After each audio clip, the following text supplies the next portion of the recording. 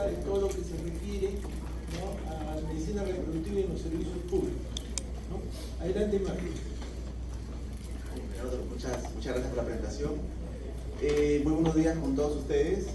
Disculpen los minutos de retraso. Bien, mi nombre es Marco Garnique y trabajé en el Instituto Nacional Materno Perinatal. En algún momento fui jefe del Servicio de Medicina Reproductiva y realizamos muchos tratamientos en mujeres jóvenes y también adultas, ¿no? Algunas de ellas incluso conservamos sus óvulos, porque recuerdo claramente una joven, que la tenemos aquí en la nueva diapositiva, estaba cursando con el internado. De pronto le encontraron 2 tumoraciones en los ovarios y ella obviamente quería ser mamá.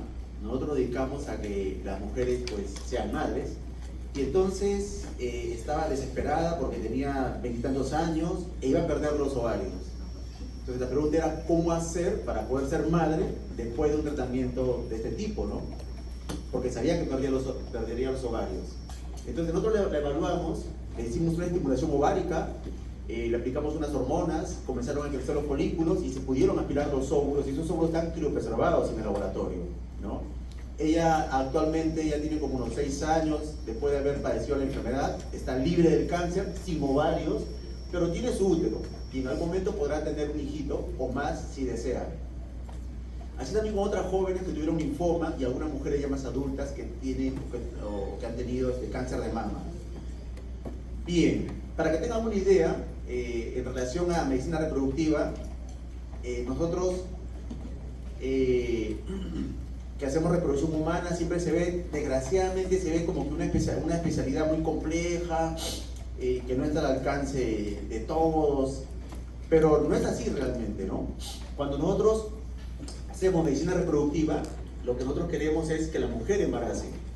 Pero para que la mujer embarace no siempre es necesario realizar un tratamiento complejo, como aspirarle óvulos, fertilizar los óvulos, seleccionar los espermatozoides, generar embriones, transferir los embriones al útero a la paciente y esperar que obviamente embarace, ¿no?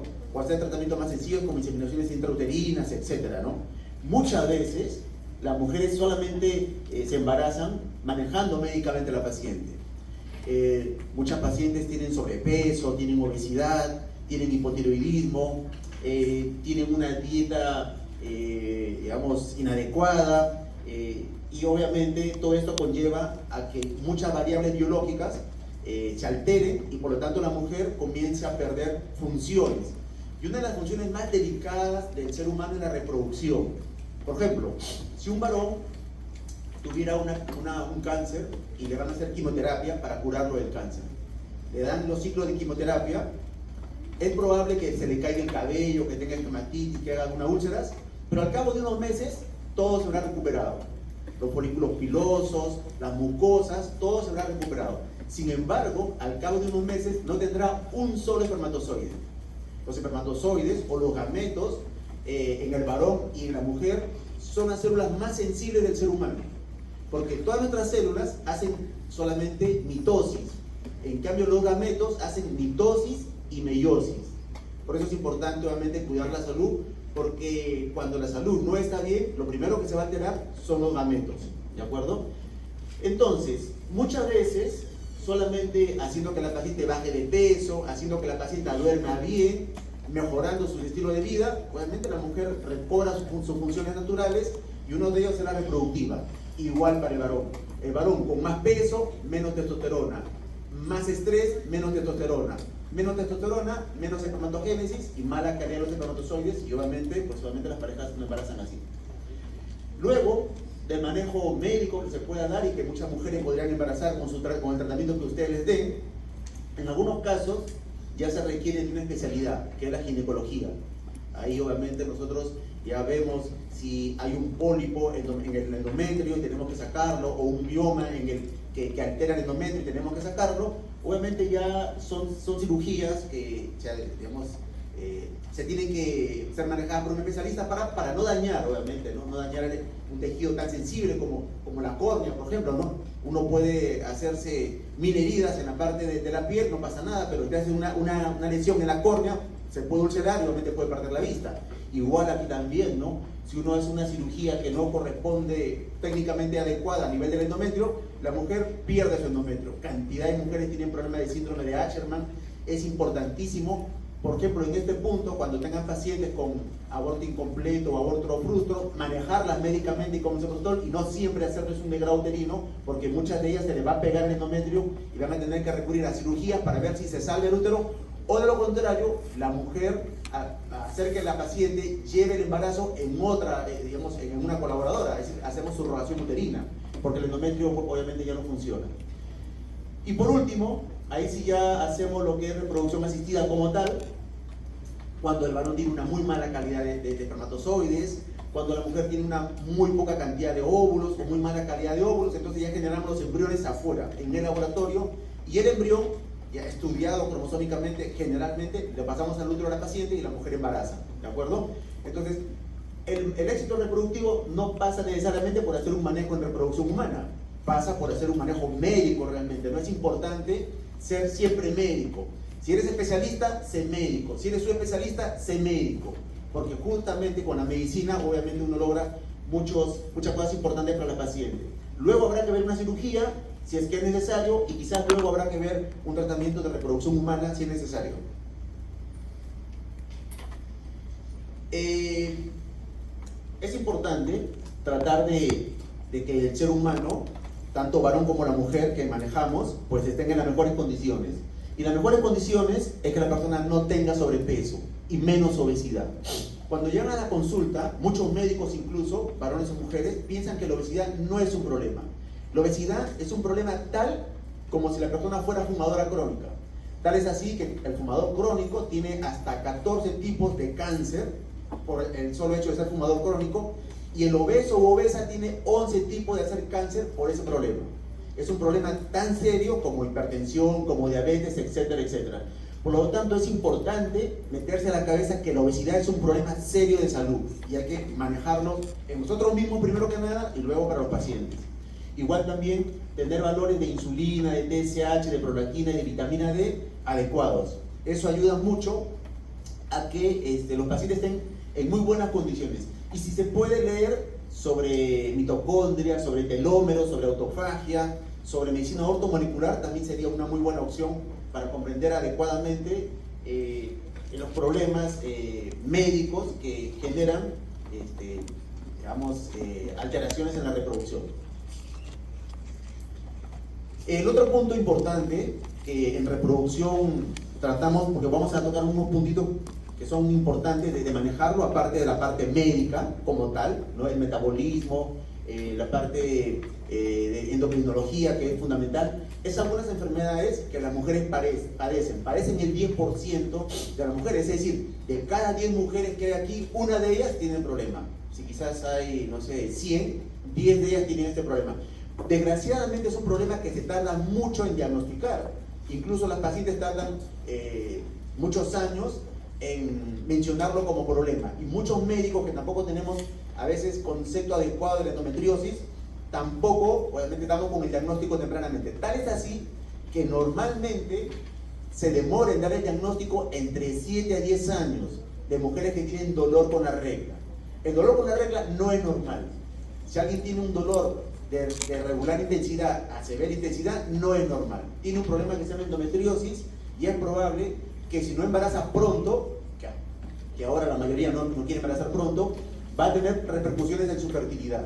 Entonces, la endometriosis es un problema que sería importantísimo diagnosticarlo tempranamente, porque cuando se diagnostica tempranamente, se puede hacer una laparoscopía para hacer el diagnóstico y darle un tratamiento, y que esa endometriosis, es decir, que el endometrio que sale del útero, así como la sangre sale por la vagina y se nota, pasa a nivel peritoneal y se implanta a nivel de la cavidad pélvica, generando problemas de adherencias, inflamaciones y daño y alteraciones en los óvulos de la mujer, ¿de acuerdo? Entonces, esto de aquí es un problema que es importante diagnosticarlo solamente con el signo dismenorrea. Tengo dismenorrea y entonces abocarnos al diagnóstico. No diagnosticarlo cuando ya hay una tumoración ovárica que operar, porque ya cuando operamos el ovario, ya alteramos la reserva ovárica de la paciente. Recuerden que las mujeres vienen con una determinada cantidad de óvulos, y cuando se echa mano quirúrgica a endometriomas, a teratomas, a cistoadenomas, alteramos la cantidad de óvulos que trae la mujer. Por eso que muchas mujeres pierden la regla o se quedan sin óvulos teniendo 32 años, 34 años, 36 años. Esta paciente, por ejemplo, es una mujer con endometriosis y que tiene varios endometriomas y que le estimulamos los ovarios, acá es un endometrioma, este es otro endometrioma, son tumoraciones, pero tienen ahí imágenes negritas que son los folículos a las cuales nosotros les aspiramos. En ese folículo hay un óvulo, aspiramos ese líquido, sacamos los óvulos y fertilizamos en el laboratorio, porque esta paciente ya con endometriomas, la trompa está pegada, adherida, dañada, tiene el aumento pegado, la vejiga pegada, el intestino pegado, ya no está la trompa libremente, con óvulos de buena calidad, porque no hay esta patología inflamatoria crónica, pues para generar un embrión bueno, ¿no? Entonces ya sacamos los óvulos para manejarlos en el laboratorio. El otro gran, digamos, gran patología que tenemos que manejar son las pacientes que tienen síndrome de ovario poliquístico. Las pacientes que tienen síndrome de ovario poliquístico son típicamente las mujeres que normalmente no reglan todos los meses, que reglan al mes y medio, a los 2 meses, a los 3 meses. Típicamente son mujeres que no saben por qué, pero les generan más grasa a nivel abdominal. Generalmente son pacientes que tienden a tener sobrepeso, obesidad, más acné de lo que deberían tener y más vello de lo que deberían tener. Entonces son pacientes que tú la ves y dices, esta mujer tiene síndrome de ovario poliquístico, ¿de acuerdo? Y también es un problema, no solamente el síndrome de ovario poliquístico, es un problema a nivel ginecológico, sino también para el dermatólogo, porque acuden a los pacientes por el problema del acné, por el problema del vello, pero también es un problema a nivel cardiovascular, a nivel endocrinológico, porque son mujeres que hacen más diabetes mellitus, hacen problemas de hipertensión, inclusive oncológicos, son mujeres que hacen más cáncer de endometrio, etcétera, etcétera. Entonces, ven cómo un rasgo tan sencillo, que son andrógenos aumentados en el ovario, que los andrógenos aumentados en el ovario, ¿qué hacen? Esos andrógenos, una vez que salen a la circulación sistémica, hacen lo que hacen los andrógenos, acumulan grasa a nivel abdominal, aumentan el vello, aumentan el acné, y obviamente también alteran a veces la calidad de los óvulos, y son mujeres a veces que tienen problemas para tener niños. Bien, otro problema que nosotros manejamos de forma adecuada son las pacientes que tienen embarazos ectópicos, ¿no? Los embarazos ectópicos son embarazos que ocurren no en el útero, ocurren en la trompa, ocurren en el ovario, ocurren en el cervix, ocurren incluso en el aumento intestinal. Estos embarazos ectópicos generalmente ocurren en mujeres jóvenes, 25 años, 23 años, 28 años, 30 años. Casi no ocurren en mujeres que están por encima de 35 años. Y cuando los operamos, tratamos solamente actualmente incluso, ya no lo tratamos por la laparoscopía. Antes sacaba toda la trompa, actualmente se trata de dejar la trompa, hacer una incisión y sacar el embarazo ectópico, pero también podemos tratarlo incluso con unas agujas nada más. Acá tengo un ejemplo de este embarazo ectópico, aunque la figura está pequeña, pero es un embarazo ectópico que está detrás del útero. Ahí está el saco gestacional, está el embrión, incluso tiene latidos este embrioncito. Y una vez que evaluamos bien, pasamos una aguja con un citotóxico, con metrotexate o cloruro de potasio. Pasamos la aguja y inyectamos con la aguja, pasamos con la aguja hasta ahí, bajo guía ecográfica, sacamos el líquido sacular y le inyectamos un citotóxico para que dañe todas las células y obviamente se atrecie, se atrofie y se reabsorba, ¿no? Sin obviamente hacer una cirugía de la trompa, porque al sacar la trompa también la circulación ovárica se afecta, dado que el ovario pues tiene doble circulación, tanto por la arteria ovárica como por la arteria uterina, ¿de acuerdo? Entonces ahí estamos con la aguja, ya se inyectó, la aguja está ahí, ya se aspiró todo el líquido, y una vez que ya se aspiró el líquido, se llena la cavidad, obviamente, del citotóxico local que queremos poner, que puede ser metrotexate, que es un antimetabolito, o puede ser también cloruro de potasio, ¿no? Veamos por aquí, así ya se está llenando la cavidad. Y luego sacamos la aguja nada más, ¿de acuerdo? Vamos a avanzar.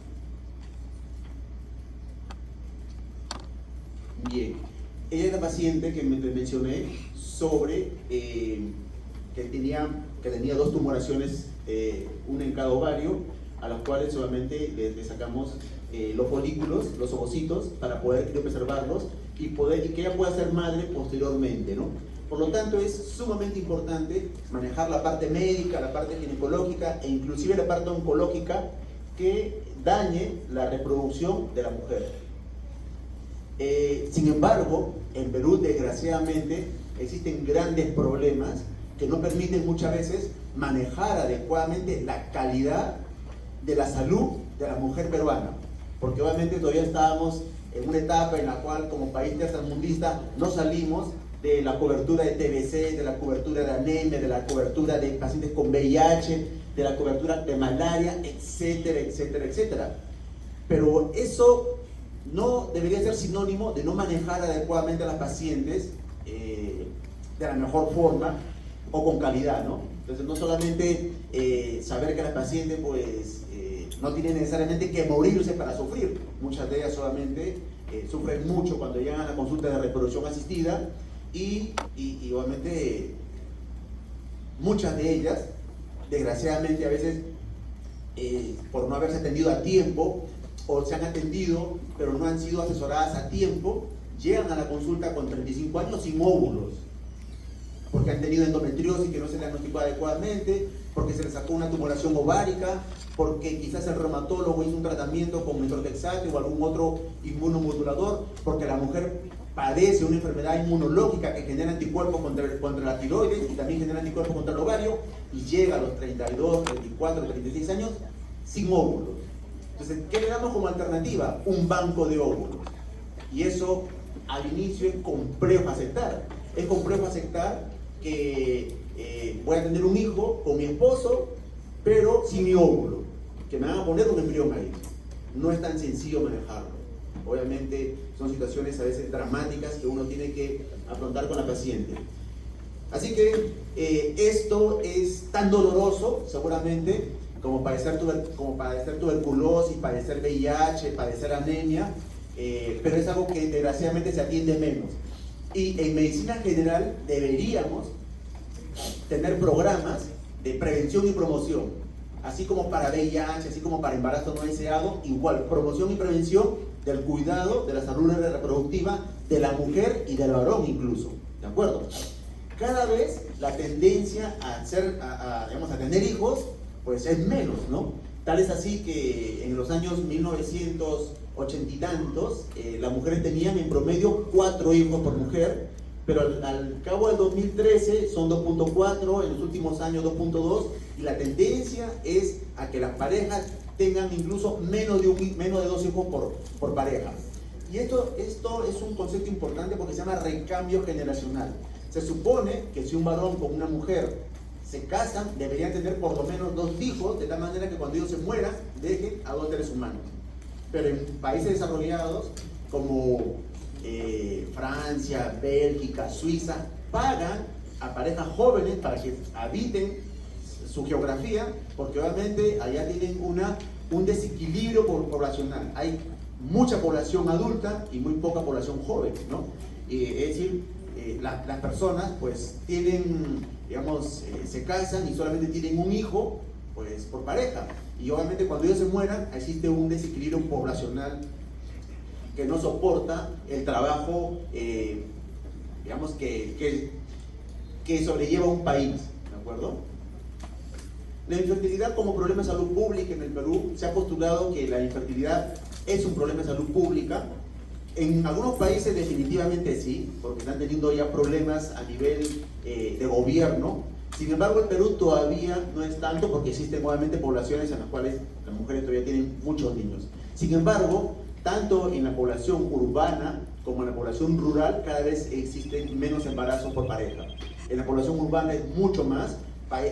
Distritos como Miraflores, San Isidro, Magdalena, tienen en general las parejas solo un hijo, como mucho 2. Eso obviamente va a repercutir a la larga, por eso es importantísimo atender esto, ¿de acuerdo? Bien, en relación a la reproducción asistida y el sector público, desgraciadamente la reproducción humana no ha sido atendida como se debe a nivel estatal, ¿no? Básicamente lo hacemos más en la parte privada, pero ¿por qué no tanto en la parte estatal? Ahí yo creo que existe una falta de compromiso de todos nosotros, ¿no? De mejorar la calidad de atención, de no solamente ver a la paciente en ginecología de si tiene una tumoración que compromete la vida o no, sino ir más allá, calidad de vida, ¿de acuerdo? Entonces, básicamente creo que pasa por eso. En nuestra institución, en la que estuve trabajando muchos años, que es la materno-perinatal, era una institución que hacía reproducción asistida, pero solamente de baja complejidad y de forma incluso incompleta. Baja complejidad, ahora les mostraré un poco lo que es, y alta complejidad ya hacer un tratamiento de una fertilización in vitro, como sacar óvulos del ovario de la paciente, fertilizarlos en un laboratorio, y una vez que tengamos los embriones, lo pasamos al útero de la mujer. Las atenciones en muchas instituciones, lo hay otros hospitales, hacen manejo de pacientes con problemas de infertilidad, pero no de forma completa, que sería lo ideal. No todas las pacientes, definitivamente la mayoría de peruanos y peruanas, incluso profesionales, no tienen para hacerse un tratamiento de reproducción asistida, porque cuesta en promedio 12.000 soles, 18.000 soles, 20.000 soles, 30.000 soles. Entonces no es tan sencillo tener un embrión cromosómicamente normal para que me transfieran. Por eso es importante que los centros estatales, los grandes hospitales, es una cuestión más de estrategia, de formar a determinados profesionales. Me acuerdo que en la maternidad Lima, cuando nosotros planteamos hacer una fertilización in vitro, era como una locura, porque bueno, acá no tenemos personal, pero sí tenían un centro o un laboratorio donde hacían cariotipo, y ahí obviamente tienen algo de conocimiento de cultivar células que son linfocitos para luego hacer el cariotipo a la mujer o al varón, ¿no? Entonces yo no solamente quería que me cultivaran embriones por solo 3 a 5 días, ¿no? Y muchas de las herramientas se podían adquirir. De hecho, una de las biólogas, motivada felizmente,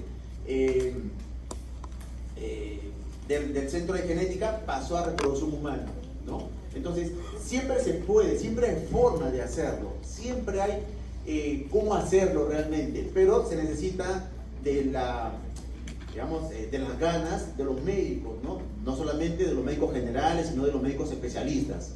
Aquí un poco el número de consultas, en general son entre 3.000 a 4.000 consultas por año en las diferentes instituciones, ¿no? Pero hay que ir más allá. Hay que ir no solamente a hacer las consultas, sino a hacer pruebas, como esta prueba que se llama histerosonografía, en la cual se puede evaluar la cavidad del útero de la paciente, y esto es importante, ya sea que quiere embarazar de forma espontánea, ya sea que quiere embarazar mediante una inseminación intrauterina, o ya sea que quiere embarazar mediante una fertilización in vitro. El útero es tremendamente importante en la mujer. Con frecuencia nos llegan mujeres que se hacen 1 legrado, 2 legrados, 3 legrados por abortos provocados. En algunos casos, obviamente, por abortos que no avanzan en su desarrollo, porque entre el 15% aproximadamente de mujeres va a abortar de forma natural, ¿no? Pero existe en Lima y en todo el Perú mucho embarazo no deseado, ¿no? Y por lo tanto abortos clandestinos. Los tratamientos pueden ser, ya en reproducción asistida, pueden ser de baja complejidad y de alta complejidad. Generalmente los tratamientos de baja complejidad son sencillos de manejar, son baratos y generalmente están indicados en mujeres jóvenes, ¿no? Mujeres que quieran embarazar teniendo 24 años, 26 años, 28 años, 32 años. Generalmente va a ser así. Y los tratamientos de alta complejidad generalmente más son para mujeres que tienen 35 años, 38 años, 40 años. Nosotros tenemos mujeres que embarazan teniendo 47 años, 50 años, 55 años, incluso después de la menopausia. Es sumamente importante la parte psicológica y filosófica de la mujer y de la pareja, porque desgraciadamente existen, parejas con un mal manejo de su vida emocional y conyugal, que terminan separándose cuando obviamente la mujer pues tiene 40 años, 42 años, ¿no? Entonces la mujer se queda sola y desea tener un hijo. A veces se junta con una pareja a los 42, 44, 46, pero ya no tiene óvulos. Los óvulos son de mala calidad. La mejor calidad de los óvulos, para que tengan una idea, igual también con los espermatozoides, pero no tanto. La mejor calidad de los óvulos son entre los 20 y 26 años. Después de los 26 años, la calidad de los óvulos comienza a disminuir lentamente. La mayoría de mujeres seguro podría embarazar sin problema, pero ya la calidad comienza a disminuir lentamente, hasta los 35 si no han tenido hijos. Después de los 35 años, en las mujeres que no han tenido hijos, la calidad de los óvulos y la cantidad comienza a caer abruptamente. Desgraciadamente existe una falsa creencia, incluso los médicos mismos, porque a veces le pasa a una paciente que era pediatra. A los 40 años se casó y 2 años cuidándose con método anticonceptivo y viene a la consulta a los 42 años que no puede embarazar. Gracias a una ecografía no tiene óvulos, con las justas uno que otro. La pregunta, ¿usted sabe a los 42 años cuántos óvulos debe tener para tener un embrión normal? No, porque tienes 3. ¿Cuántos necesito? 12 o 14. Entonces hay que hacerte 3 in vitros o 4 in vitros. ¿Sabes cuánto cuesta cada in vitro? 15.000 soles. Por 4, 60.000 soles para que tengas un embrión normal. Siendo médico. Porque no sabe que la calidad de los óvulos se disminuye con la edad. Es diferente, porque desgraciadamente se tiene como premisa. No, pero mi abuela ha embarazado hasta los 50 años o 46 años. Sí, es diferente si tienen 6 hijos, 8 hijos. Esa es otra historia, ¿no? Si la mujer tiene un montón de hijos, si una mujer llega a la consulta, bueno doctor, ¿me podrá embarazar o no? ¿Cuántos hijos tienes? ¿Qué edad tienes? 40 años. ¿Cuántos hijos tienes? Tengo 8. El último tiene 2.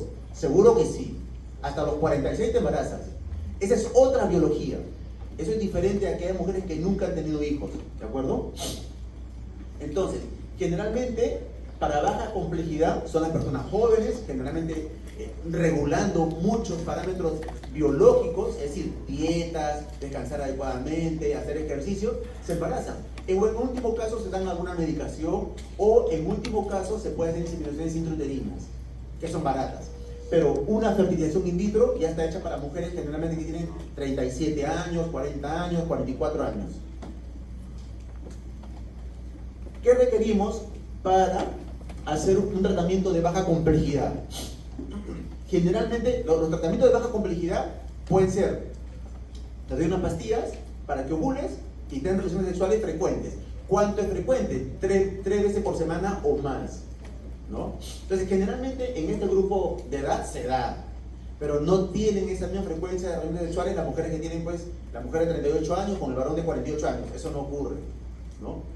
Entonces, generalmente estos tipos de tratamientos de baja complejidad son para mujeres, parejas jóvenes que van a tener una buena frecuencia de relaciones sexuales y necesitamos hacerle una ecografía. Mira, esta ecografía es una foto del ovario de una paciente y tiene cantidad de imágenes negras, ovoides, pericorticales. Normalmente en una mujer que tiene 20 años, 22 años, así encontramos el ovario. Si a esta mujer le sale un teratoma y alguien la opera y le saca el teratoma, esta mujer se reduce tremendamente su cantidad de folículos, porque cuando sacas el teratoma y a veces quemas el ovario, quemas los folículos de la paciente. Quemas las estructuras más iniciales que dan lugar a estas imágenes ovoides que se llaman folículos terciarios. ¿De acuerdo? Pero normalmente ese es el ovario de una mujer de 22 años, 24 años, etc. Por esa edad. Pero ya cuando la mujer tiene 37 años, 35 años, así es su ovario. De lo que antes era así, ahora es así, con menos folículos, porque ya se va agotando. La mujer que normalmente ovula todos los meses un óvulo, para ovular un óvulo, meses antes de toda su cantidad de óvulos que tenía, maduran, comienzan a madurar, comienzan a diferenciarse. Coge 1000 óvulos para en los próximos meses botar uno nada más. Y así se va cogiendo de 1000 en 1000, de 1000 en 1000, de 1000 en 1000. La mujer, de hecho, tiene, creo que tengo una imagen ahí, al inicio, cuando la mujer todavía es feto, en el vientre de su madre tiene aproximadamente 7 millones de óvulos. Pero cuando nace, ya nace con 2 millones. Es decir, desde que está en el vientre comienza a haber una atresia de esas células germinales. Nacen y nacen con 2 millones y hasta que llegue a la adolescencia aproximadamente le quedan alrededor de 400.000. a 500.000 folículos. Si obviamente esa mujer se somete a una cirugía, pues se merma tremendamente. En algunos casos, mujeres con hipotiroidismo, mujeres con diabetes mellitus tipo 1, mujeres con alguna otra problema inmunológico como artritis reumatoide juvenil, etcétera, etcétera, etcétera, etcétera, pueden formar anticuerpos contra el ovario. Y la mujer llega a los 28 años, 30 años sin folículos. ¿De acuerdo? Bien. Entonces, este es el ovario de las pacientes. Generalmente son ovarios que tienen buena cantidad de óvulos para este tipo de tratamiento de baja complejidad. Luego se evalúan las trompas, es importantísimo evaluar las trompas. Hay también otro punto importante, ocurre más, digamos, en la parte estatal, ¿no? Uno tiene en la parte estatal como que un grupo de pacientes con determinadas características y en la parte privada otro grupo de pacientes con otras características. En la parte privada tú ves bastante médicos, abogados, ingenieras, cantidad, gente profesional. Su problema básicamente es que demoraron mucho en embarazar. La mujer quería hacer la maestría, luego el doctorado, y de pronto ya tiene 37 años, ¿no?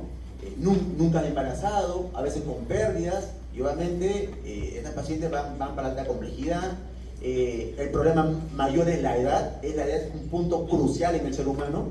En cambio, la parte estatal, tú ves mujeres más jóvenes que no pueden embarazar, porque han tenido un embarazo ectópico, porque han tenido infecciones no tratadas adecuadamente, se han automedicado, porque no tienen medios para ir al ginecólogo, al especialista, y de pronto tienen enfermedades pélvicas inflamatorias, y las trompas están obstruidas. Por eso es importantísimo, si tienen una infección también, tratarla oportunamente, ¿no? De forma adecuada. No dar 1 o 2 días de tratamiento, sino quizás si el tratamiento amerita dar 7 días o 10 días, darle 7 días o 10 días, ¿de acuerdo? Y por último, que el semen pues esté normal o mínimamente alterado.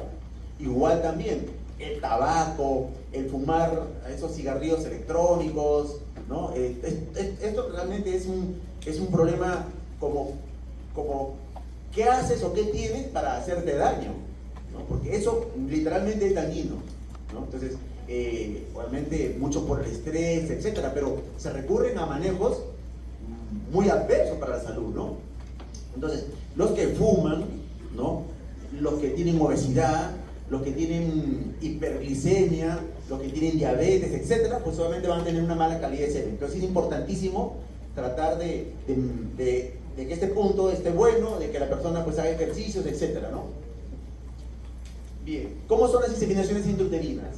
Las inseminaciones intrauterinas se dan en el contexto de darle generalmente algo de medicación, hormonas, para que la paciente, que normalmente ovula un óvulo el día 14 de su ciclo, no ovule 1, sino ovule 2 o ovule 3 y tenga mayor probabilidad de embarazo, ¿no? Y luego el varón, ese día que la mujer se supone va a ovocitar, el varón deja la muestra de semen, el biólogo capacita el semen y con el semen capacitado o los espermatozoides capacitados se carga en una jeringa y se pasa hasta el útero de la paciente y se deja esa muestra capacitada. La probabilidad de embarazo en estas pacientes que han tenido 0% mensual de probabilidad de embarazo durante varios años, con estas técnicas tengan una probabilidad de embarazo de entre un 15 a 25% por cada inseminación que se hace. Normalmente hacemos 3 inseminaciones porque a la cuarta la probabilidad de embarazo es muy baja, 4%, 5%. ¿De acuerdo? Entonces, este es un tratamiento que se llaman tratamientos de baja complejidad. Y de los de baja complejidad, el tratamiento estándar es la inseminación intrauterina.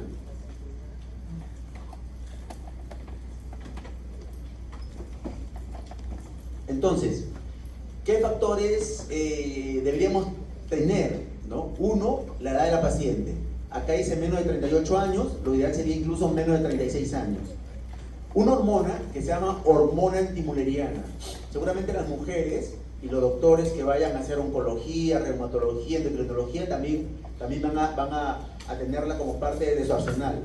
Hormona antimuleriana. Es una hormona que evalúa la reserva ovárica de la mujer. Es importantísimo conocerlo, porque a veces nos envían pacientes, tenemos pacientes a veces que tienen 35 años con cáncer de mama, o menos edad incluso con algún problema, ¿no? Leucemias, etc. Entonces, el oncólogo le envía la consulta para hacerle digamos, guardar esos óvulos, pero no le ha pedido ni un examen de reserva ovárica. Porque ¿cómo voy a reservar óvulos si la paciente ya no los tiene? Entonces, la hormona antimuleriana es una hormona que evalúa un poco la reserva ovárica de la mujer. Y cuando está, obviamente, si la mujer tiene 20 años o 30 años, debería tenerla por encima de 1.5 nanogramos, por lo menos, ¿no? Normalmente se da, las mujeres tienen gran cantidad de hormona antimuleriana, pero si alguna se dosa, y hay que tratar de dosarlas en buenos laboratorios, y la tiene menos de 1.5, es importantísimo que vaya al especialista pues, para guardarle sus óvulos si desea ser mamá más adelante, ¿de acuerdo? Después que las trompas estén permeables, mediante una prueba que se llama histerosalpingografía, que el tipo de estimulación hormonal idealmente sean gonadotropinas, que son hormonas que se venden en el laboratorio, ¿no? Que el semen sea normal o mínimamente alterado y que las pacientes hayan tenido una infertilidad no más de 5 años. Las tasas de embarazo, aquí están las inseminaciones intrauterinas para el año 2018 en las diferentes instituciones, Loaiza, Maternidad de Lima, Hospital de Trujillo, etc. ¿De acuerdo? Las indicaciones generalmente para inseminaciones intrauterinas son mujeres que han tenido o que tienen síndrome de ovario poliquístico y que no han embarazado con alguna medicación que se llaman inductores de la ovulación, que es el letrozol o el citrato de clomifeno. Normalmente, el primer tratamiento que se da a mujeres que tienen infertilidad con síndrome de ovario poliquístico es letrozol o clomifeno en último caso, idealmente letrozol. Pero si no han embarazado con letrozol durante unos 6 meses y coitos dirigidos, la otra opción es ya hacer inseminaciones intrauterinas.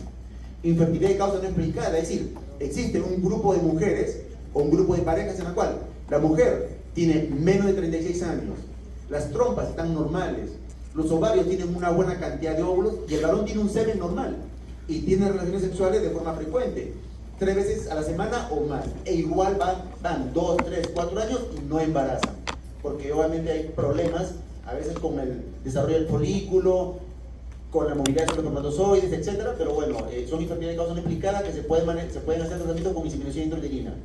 El factor masculino leve, cuando el factor masculino es mínimamente alterado o normal, obviamente se puede hacer inseminación intrauterina. Si el factor masculino está muy alterado, es decir, la concentración de espermatozoides está muy baja, aquí también hay un punto importante. Hay varones que se aplican anabólicos, se aplican testosterona, o toman algún anabólico para mejorar la masa muscular. Eso es fatal para la reproducción. Mejora el músculo por la testosterona, pero la testosterona que se aplica inhibe todos los procesos, ¿no? Entonces los varones tienen una calidad de semen muy alterada. Mujeres con endometriosis antes, ¿no?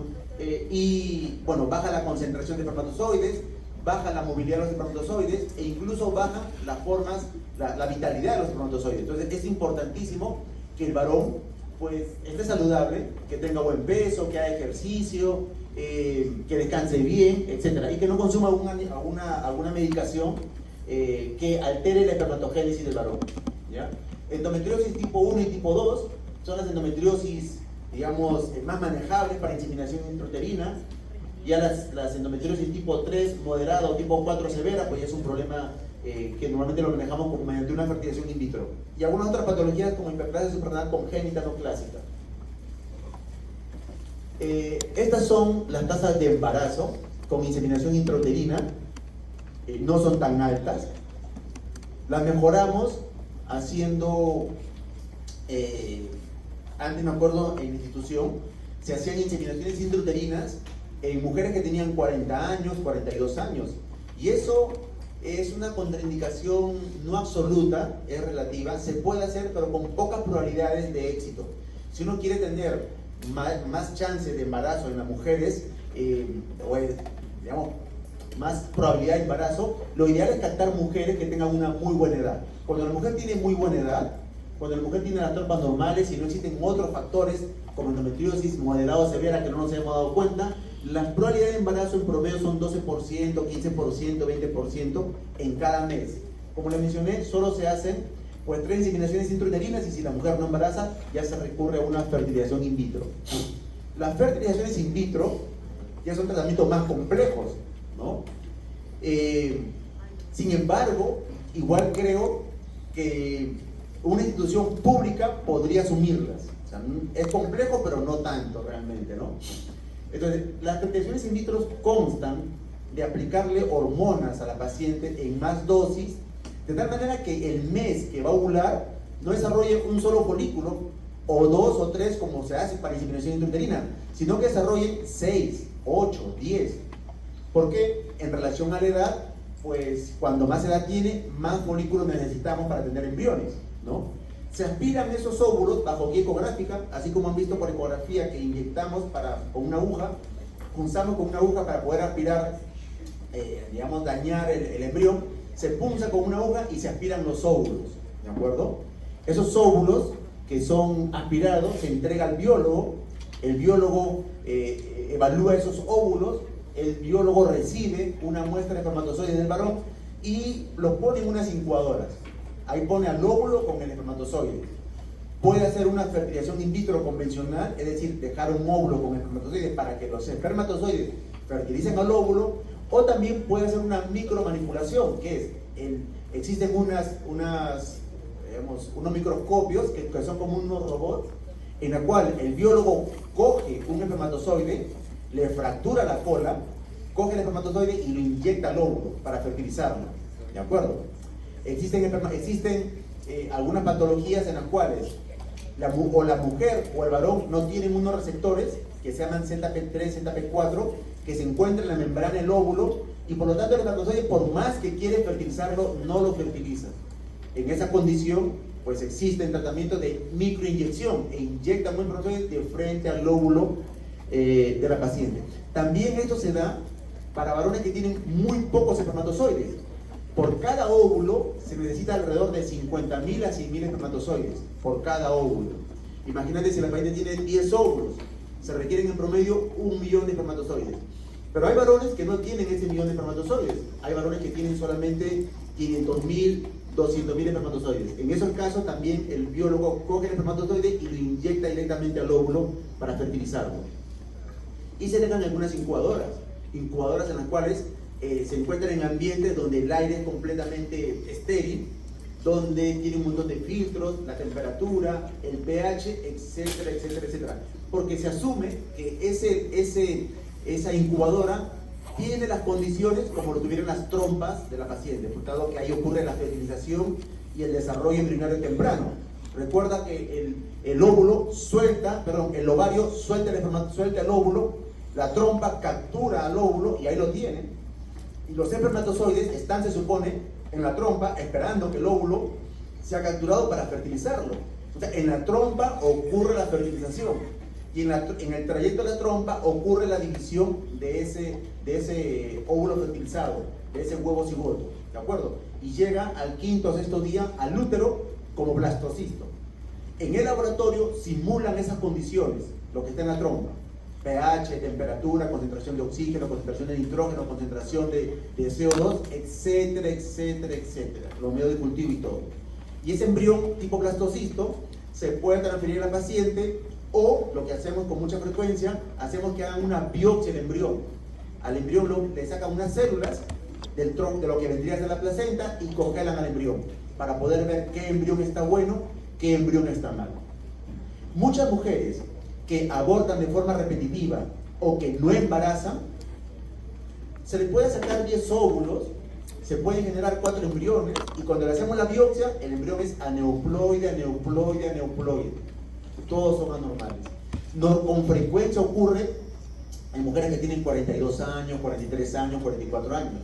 Y por eso es que una opción es darle un banco de óvulos.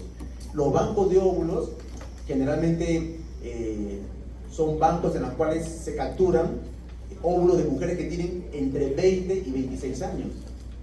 Es decir, cuando una dama dice: doctor, deseo ser donante de óvulos por el pago, sé que pagan en dólares, pagan bien. ¿Qué edad tienes? 30 años. ¿Qué no lo aceptamos? Aceptamos donantes de 22 años, de 24 años. Esos óvulos son muy buenos. Por eso que esos óvulos que generan embriones muy buenos se pueden prender incluso en un sitio que no es el útero. Se prenden en la trompa, se prenden en la túnica albuginea, se prenden en otros sitios. Son embriones muy activos, muy buenos. Incluso muchas donantes muchas donantes tienen óvulos tan buenos que a pesar del semen ser muy malo, generan buenos embriones. No todas las mujeres pueden hacer eso, no todas las donantes hacen eso. Nosotros sabemos qué donante es muy buena y qué donante es regular y qué donante es mala y solamente dona una vez, y si vemos que no es bueno esos óvulos, sencillamente ya la separamos del grupo de donantes. ¿De acuerdo?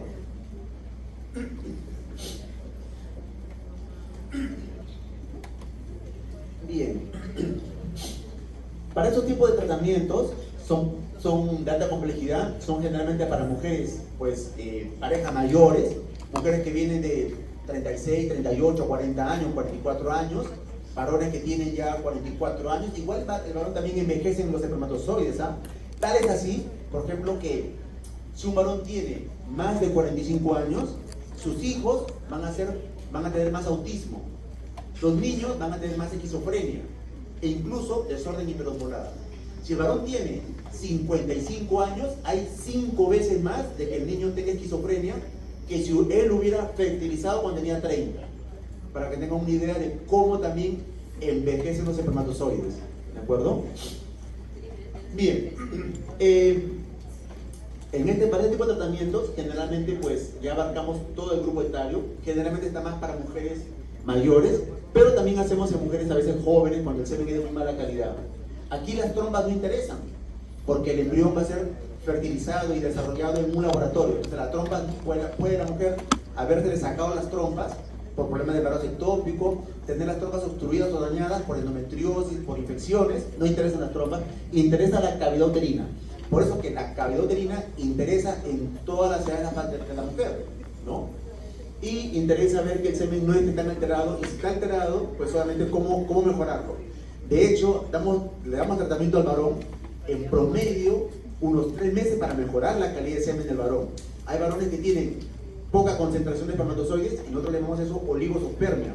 O varones que tienen poca movilidad de los espermatozoides, le llamamos eso astenospermia. Y casi siempre, como está el varón, están los espermatozoides.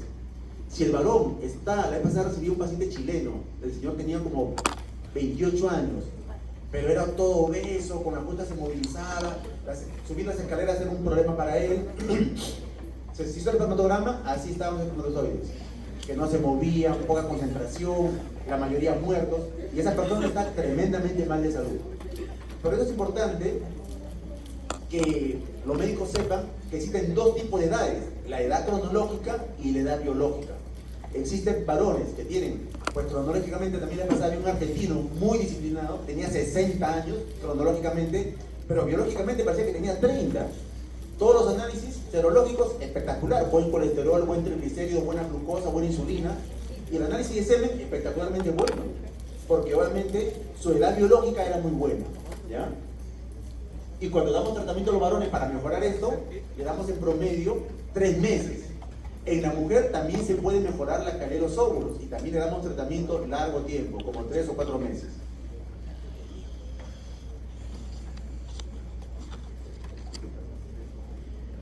Bien. ¿Qué patologías atendemos para pacientes que van a ser alta complejidad?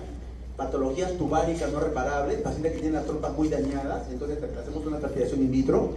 Cuando la inseminación intrauterina o los tratamientos para baja complejidad han fallado, en pacientes que tienen endometriosis grado 3 o grado 4, cuando la mujer tiene baja reserva ovárica, incluso siendo joven, cuando la paciente quiere hacer estudio cromosómico de los embriones porque tiene un niño con síndrome de Down y no quiere volver a tenerlo, cuando existen pérdidas recurrentes o cuando hay un factor masculino moderado severo.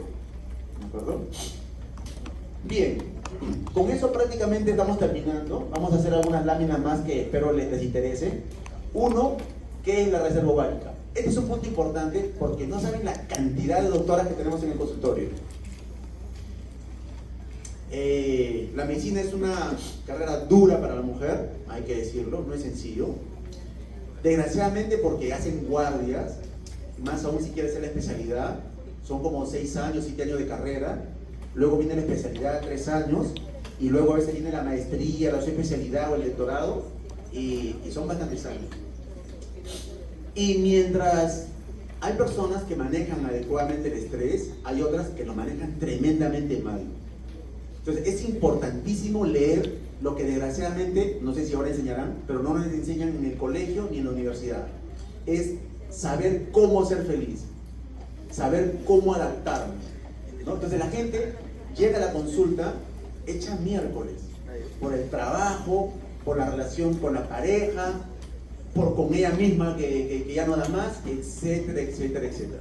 Entonces todo eso pues genera que la calidad de los óvulos y la cantidad de óvulos disminuya, porque a veces vienen con problemas ya de hipotiroidismo, que termina siendo un problema de reconocimiento de lo que es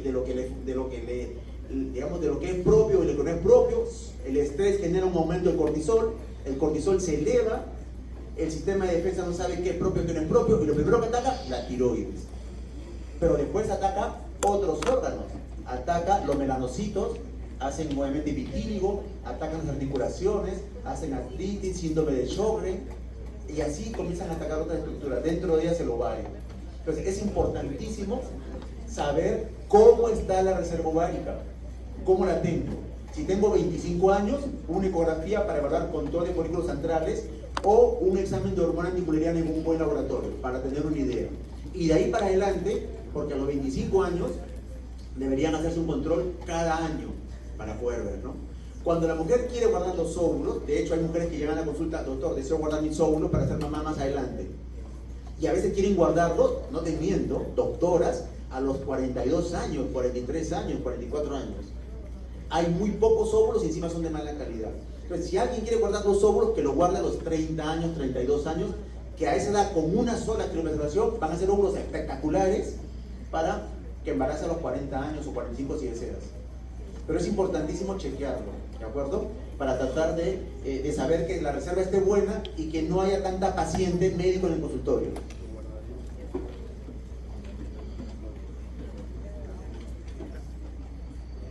Esto es algo que le mencioné, que la cantidad de óvulos comienza a disminuir conforme avanza la edad. Y el ovario es realmente un laboratorio.